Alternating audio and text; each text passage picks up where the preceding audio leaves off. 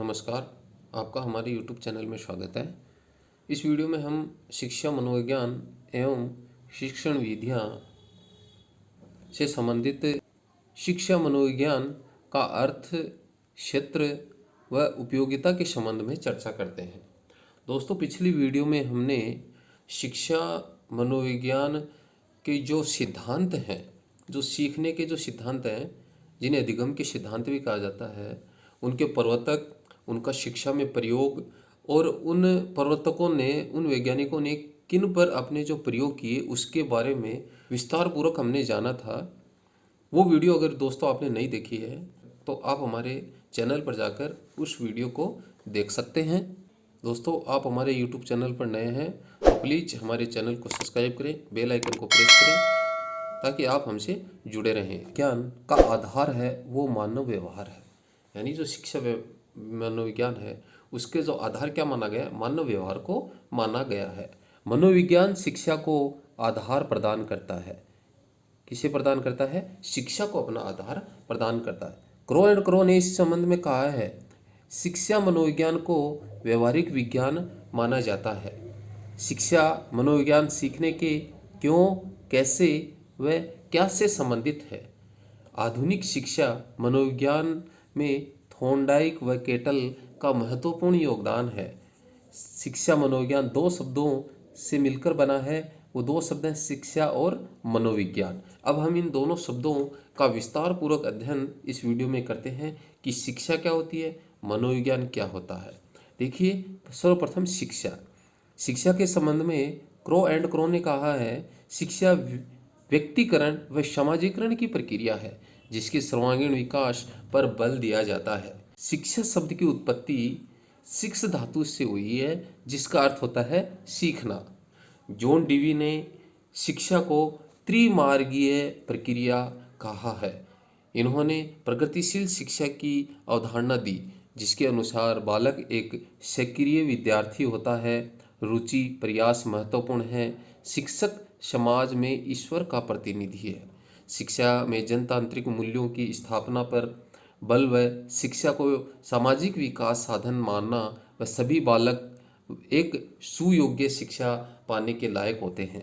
इनकी जो प्रसिद्ध पुस्तक है शिक्षा तथा समाज में उन्होंने शिक्षा के बारे में ये विचार रखे हैं।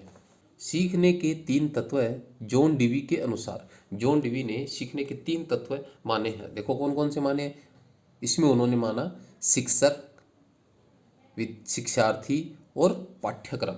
इन तीनों को उन्होंने सीखने के तीन तत्व माने हैं।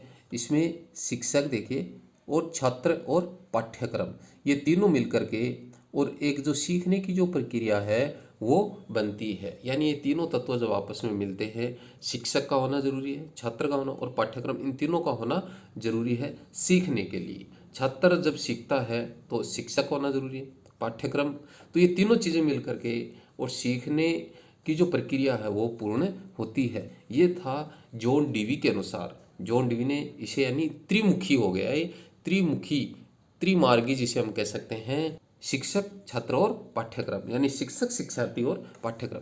इसी प्रकार जॉन एडम्स ने भी सीखने के तत्व माने हैं, लेकिन उन्होंने इसे द्विमुखी कहा है। इसके दो तत्व माने हैं, कौन कौन से? शिक्षक और छात्र। जॉन एडम्स ने पाठ्यक्रम जो है उस तत्व को इन्होंने शामिल नहीं किया है।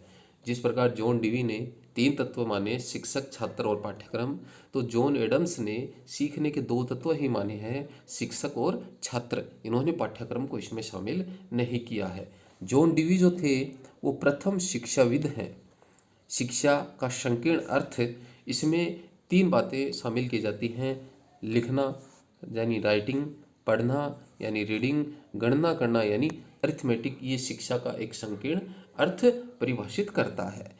विद्यालय तक सीमित रहने वाली ये शिक्षा होती है। इसमें इन तीन बातों को शामिल किया जाता है और ये विद्यालय स्तर पर होती है। शिक्षा का जो व्यापक अर्थ है यह जीवन पर्यंत चलता है, यानी संपूर्ण जीवन में, जन्म से लेकर मृत्यु तक।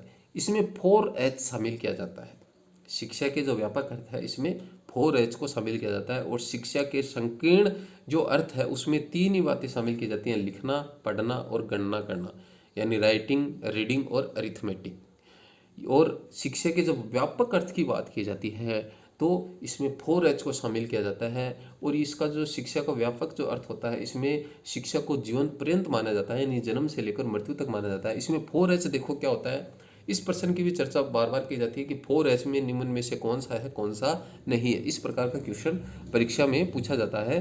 इसमें मानसिक विकास जिसमें होता है हेड, भावात्मक विकास जिसमें होता है हार्ट, क्रियात्मक विकास जिसमें होता है हैंड, और शारीरिक विकास जिसमें होता है हेल्थ। ये 4H है, यानी हेड, हार्ट, हैंड और हेल्थ, ये हो गए 4H जो शिक्षा के व्यापक अर्थ में शामिल किए जाते हैं। यानी मानसिक विकास हेड से संबंधित, भावात्मक विकास अपने हेड से संबंधित, क्रियात्मक विकास हैंड से संबंधित, शारीरिक विकास हेल्थ से संबंधित, ये 4H है। ये शिक्षा के व्यापक अर्थ में शामिल किए जाते हैं। शिक्षा के प्रकार, शिक्षा को 3 भागों में बांटा जाता है, यानी शिक्षा के 3 प्रकार हैं। कौन कौन से हैं? औपचारिक शिक्षा, ये उस औपचारिक शिक्षा माध्यम में इसका क्या होता है कि इस शिक्षा के तहत समय और स्थान है वो निर्धारित होते हैं, यानी निर्धारित समय और स्थान पर यह शिक्षा प्राप्त की जाती है। इसे औपचारिक शिक्षा का नाम दिया जाता है। इसके अंतर्गत विद्यालय की जो शिक्षा होती है, विद्यालय शिक्षा होती है, इसको शामिल किया जाता है, यानी ये औपचारिक रूप से ग्रहण की जाती है। विद्यालय के साथ साथ इसमें हम पुस्तकालय, चर्च आदि हैं, इनको भी इसमें जोड़ सकते हैं। ये भी यानी औपचारिक शिक्षा के माध्यम है, क्योंकि इन पर भी क्या होता है, निर्धारित समय और स्थान के तहत है वो शिक्षा प्राप्त की जाती है, ग्रहण की जाती है। तो ये औपचारिक शिक्षा के माध्यम है। विद्यालय, पुस्तकालय, चर्च, विश्वविद्यालय, महाविद्यालय, ये औपचारिक शिक्षा के माध्यम है। सेकंड है अनौपचारिक शिक्षा माध्यम। अनौपचारिक शिक्षा माध्यम में क्या होता है, देखो औपचारिक शिक्षा माध्यम में क्या था, हमारा समय और स्थान निर्धारित था। अब अनौपचारिक शिक्षा है तो इसमें क्या होगा, समय और स्थान है वो निर्धारित नहीं होंगे, यानी इसमें किसी प्रकार का बाउंडेशन समय और स्थान को लेकर नहीं होगा। इसमें परिवार की जो शिक्षा, यानी परिवार के जो सदस्यों से हम शिक्षा प्राप्त करते हैं, परिवार में रहकर, समाज में रहकर या अपने परिवेश में रहकर के जो हम शिक्षा प्राप्त करते हैं वो अनौपचारिक शिक्षा का माध्यम होता है। ये अनौपचारिक। इसमें है थर्ड, यानी 3 नंबर पे है निरौपचारिक शिक्षा। निरौपचारिक शिक्षा में किनको शामिल किया जाता है, पत्राचार, टीवी और समाचार माध्यमों से जो हम शिक्षा ग्रहण करते हैं वो निरौपचारिक शिक्षा का माध्यम होता है। जिसमें क्या है कि दूरस्थ स्थान से जो शिक्षा प्राप्त की जाती है, यानी पत्राचार के माध्यम से जो हम कोर्स इत्यादि करते हैं वो इसमें निरौपचारिक शिक्षा के माध्यम में आते हैं। अब नेक्स्ट है शिक्षा की परिभाषाएं। शिक्षा के संबंध में देखो महात्मा गांधी जी ने क्या कहा, शिक्षा से मेरा तात्पर्य बालक या मनुष्य के शरीर, मस्तिष्क तथा आत्मा के सर्वोत्तम विकास की अभिव्यक्ति से है। यानी इन्होंने किन किन चीज़ों को जोड़ा है, बालक या मनुष्य के शरीर, मस्तिष्क और आत्मा, तीनों चीज़ों को जोड़ा है। और वो जो इनकी सर्वोत्तम जो इनका विकास है वो उन्होंने इसको शिक्षा का नाम दिया है। स्वामी विवेकानंद जी ने शिक्षा के संबंध में कहा है, मनुष्य में अंतर्निहित पूर्णता की अभिव्यक्ति ही शिक्षा है। पेस्टोलॉजी ने शिक्षा बालक की जन्मजात शक्तियों का स्वाभाविक, विरोधहीन व प्रगतिशील विकास है। जॉन डीवी के अनुसार शिक्षा की परिभाषा, शिक्षा व्यक्ति की उन सभी योग्यताओं का विकास है जिसके द्वारा वह वातावरण के ऊपर नियंत्रण स्थापित करता है। फ्रेडसन, आधुनिक शिक्षा का जो संबंध है वो व्यक्ति व समाज दोनों के कल्याण से है। ये फ्रेडसन ने शिक्षा की परिभाषा दी। शिक्षा शब्द की उत्पत्ति, शिक्षा जो शब्द है वो अंग्रेजी के शब्द एजुकेशन शब्द से बना है, और एजुकेशन शब्द की जो उत्पत्ति है वो लैटिन भाषा के एडुकेटम से हुई है। और इस एडुकेटम का जो अर्थ होता है वो अंदर से बाहर निकालना, यानी एडुकेटम शब्द का अर्थ क्या है, बाहर निकालना। और शिक्षा है वो अंग्रेजी जो रूपांतरण शब्द है एजुकेशन शब्द का हिंदी अर्थ है। और एजुकेशन शब्द की जो उत्पत्ति है वो लैटिन भाषा के एडुकेटम से हुई है। इसमें एडुकेयर, एडुकेयर होता है यह लैटिन भाषा का एक शब्द है, इसका अर्थ होता है आगे बढ़ाना। और एडुशियर, एडुशियर का अर्थ होता है विकसित करना। अब शिक्षा व शिक्षा मनोविज्ञान में क्या अंतर होता है, ये 2 शब्द हैं, शिक्षा और शिक्षा मनोविज्ञान। शिक्षा यह व्यापक है, शिक्षा यानी हमने इसमें चर्चा की कि यह जन्म से लेकर मृत्यु तक है वो ग्रहण की जाती है। यह संश्लेषात्मक है, यह साध्य है। शिक्षा एक सामाजिक प्रक्रिया है। आदर्श मूल्यों, जीवन उद्देश्य से इसका जो संबंध है, इन शिक्षा मनोविज्ञान शिक्षा मनोविज्ञान का जो क्षेत्र है वो सीमित है। यह संश्लेषणात्मक नहीं है, यह विश्लेषणात्मक है, यह साधन है, यह एक मनोवैज्ञानिक भावात्मक व मानसिक प्रक्रिया है। इनको प्राप्त करने में सहायक है। ये जो है आदर्श मूल्य, जीवन जो उद्देश्य हैं, इन सबको ये शिक्षा मनोविज्ञान है, इनको प्राप्त करने में ये सहायक होती है। मनोविज्ञान शब्द की उत्पत्ति, मनोविज्ञान शब्द की जो उत्पत्ति है वो साइकोलॉजी, यानी साइकोलॉजी, इसका जो इंग्लिश मीनिंग होता है PSYCHOLOGY, जिसके बारे में हम बहुत ज़्यादा कंफ्यूज रहते हैं। यह साइकोलॉजी का इंग्लिश मीनिंग होता है। यह यूनानी भाषा के साइकी यानी PSYCHE और लोगस LOGOS शब्दों से मिलकर बना है। इन शब्दों की जो चर्चा है वो बार बार इससे संबंधित प्रश्न पूछे जाते हैं, इसलिए इस मीनिंग को पूरा बोला गया है। साइकी प्लस लोगस यानी दो शब्दों से मिलकर बना साइकोलॉजी, साइकी प्लस लोगस यानी साइकी PSYCHE, साइकी और लोगस। साइकी का यहाँ अर्थ है आत्मा और लोगस का यहाँ पर अर्थ है विज्ञान, विज्ञान या ज्ञान या बातचीत, ये लोगस का अर्थ होता है। और साइकी का अर्थ होता है आत्मा। तो साइकोलॉजी का जो अर्थ हो गया वो क्या हो गया, इसका शाब्दिक अर्थ आत्मा का विज्ञान। क्यों हुआ? क्योंकि इसमें दो शब्द हैं, साइकी और लोगस। साइकोलॉजी किन शब्दों से मिलकर बना है? दो शब्दों से, जो यूनानी भाषा के शब्द हैं साइकी और लोगस। साइकी का अर्थ यहाँ पर आत्मा, लोगस का अर्थ यहाँ पर है विज्ञान, ज्ञान, यानी साइकी लोगस आत्मा का ज्ञान या आत्मा का विज्ञान। साइकोलॉजी ग्रीक भाषा का शब्द होता है जिसका शाब्दिक अर्थ हो गया आत्मा का विज्ञान या आत्मा का ज्ञान। यहाँ पर ये ध्यान देने की बात हमें याद में रखनी है, अगर पेपर में हमें ग्रीक ना होने पर हमें किस भाषा का शब्द चयन करना है? लैटिन भाषा का चयन करना है। जब ये पूछा जाता है कि साइकोलॉजी किस भाषा का शब्द है, तो हमें ऑप्शन में देखना है, वहाँ पे ग्रीक ना हो और लैटिन भाषा हो तो हमें लैटिन का चयन करना है, और लैटिन और ग्रीक दोनों हो तो हमें ग्रीक भाषा का ही चयन करना है। ऐसा हो नहीं सकता, लेकिन अगर हो जाए तो हमें ग्रीक भाषा का ही चयन करना है। मनोविज्ञान के जो आदि जनक हैं वो अरस्तु माने जाते हैं। आधुनिक मनोविज्ञान के जो जनक विश्व स्तर पर विलियम वुंट को माना जाता है, वह अमेरिका में विलियम जेम्स को माना जाता है, क्योंकि 1912 में मनोविज्ञान को दर्शन शास्त्र से इन्होंने अलग किया था। मनोविज्ञान शब्द का सर्वप्रथम प्रयोग रुडोल्फ गोयल्के ने अपनी पुस्तक साइकोलॉजिया में 1590 ईस्वी में किया था। प्रयोगात्मक मनोविज्ञान के जनक विलियम वुंट, जिन्होंने जर्मनी के लिप्जिंग नगर में पहली मनोवैज्ञानिक प्रयोगशाला स्थापित की, इसलिए इन्हें प्रयोगात्मक मनोविज्ञान का जनक कहा जाता है। सामाजिक मनोविज्ञान के जो जनक है वो कुर्ट लेविन है।